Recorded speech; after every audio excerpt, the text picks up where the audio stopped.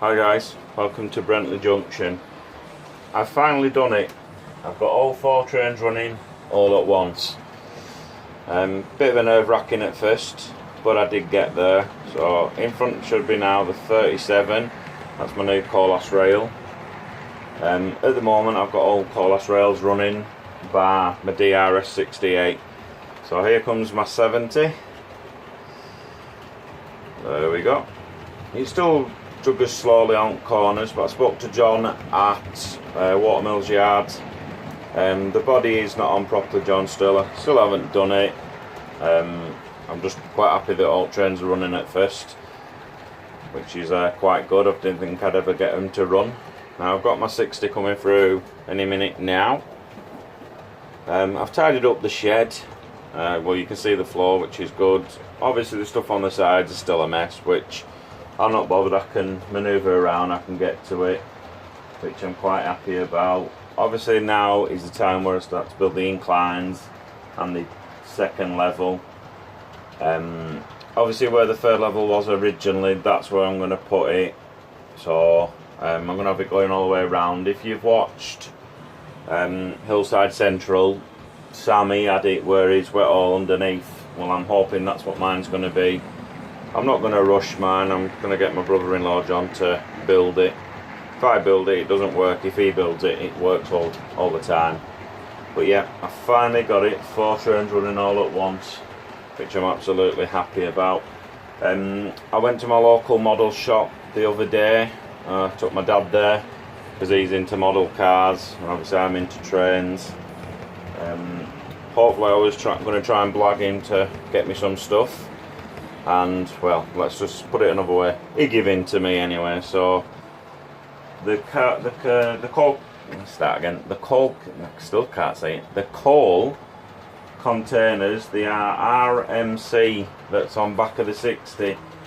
I looked on eBay and Rails of Sheffield, and they're 35 to 45 pound each.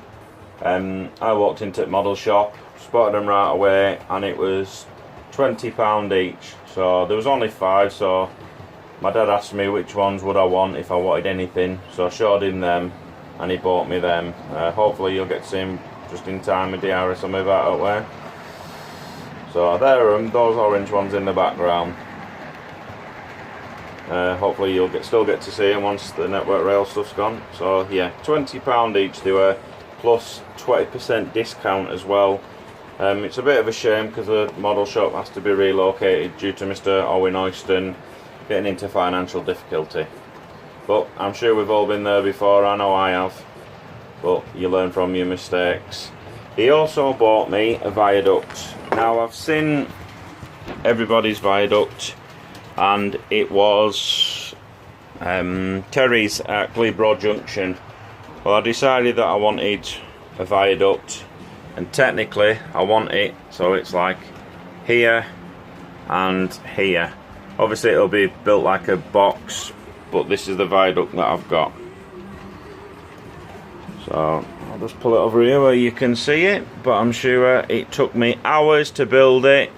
I did an absolute brilliant job. It was absolutely perfect. The only part I've done is brought it home. It was already built for me. It was £20, which I didn't think that was too bad. The £14 on eBay, but then with my building skills it wouldn't look like that. So yeah, as you can imagine, I'm hoping to have water all along here.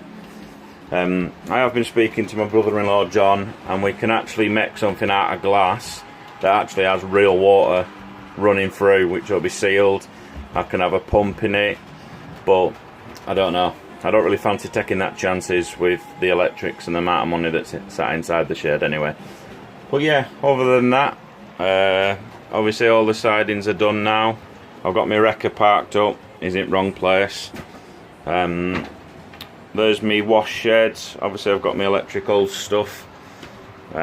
It's not that bad of a mess, it still could be better, but it's just one of them things. Obviously I don't know if I should ballast all these. I'm not sure what to do yet, but there's my 68. That's the first time it's actually run round with a nuclear flask. and it's running round spot on. I can't actually fault anything at the moment. I've not rushed it, I've took my time, and it all works absolutely brilliant, touch wood. But the only problems that I was having with is my network rail banana coaches. They run round for a bit, but then they started to short out from this line here all the way to where the 37 is now. Don't know what it was. I've took them off and it stopped shorting. I'm not sure. I think it's the Mark III coaches, the Hornby ones. I think they're absolutely rubbish, but they'll do for the time being. Maybe I can update something, I don't know. If anyone has any ideas, please comment. I'd love to find out, because I do like the colour of it. While we're on the network rail HST, I don't know if anyone has any problems. I spoke to Paul at Dugwood.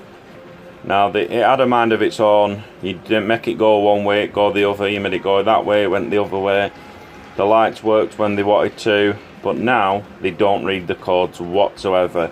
I don't know if it's my ECOS or if it's something I'm doing wrong. Every time I put it onto the programming track, it just doesn't read it. It's a shame, because I actually like it as well, but I'm thinking, do I just get rid of it, or do I just keep it parked up? I can obviously put the standard decoders back into it, but I do like the sound of it. I spoke to another guy, I'm sorry I can't remember his name, but he had problems. I've emailed Hornby, but I don't seem to get anything back from them. If they can reprogram the decoders, I'm willing to pay for it. If anyone has any ideas on it, I'd be much appreciated. I watched Brentlea Junction, and he said that he wanted 4 tracks, and obviously he said he didn't want it too complicated. But Jamie, I've got 4 tracks and it's not over complicated. I'm still a bit worried, because obviously you've got to watch all trains running at the same time, but that's what I wanted it to do, and that's what I've got it to do now. Obviously the only incline where the wood is here, I'm going to make that as my programming track, because I quite like that. But as you can see, yeah, obviously some of the tracks are not straight, but they do the job, everything runs. I've got my fiddle yards here, obviously where some of my coaches are. Yeah, I'm quite happy with the layout now. It's got to be where I want it to be.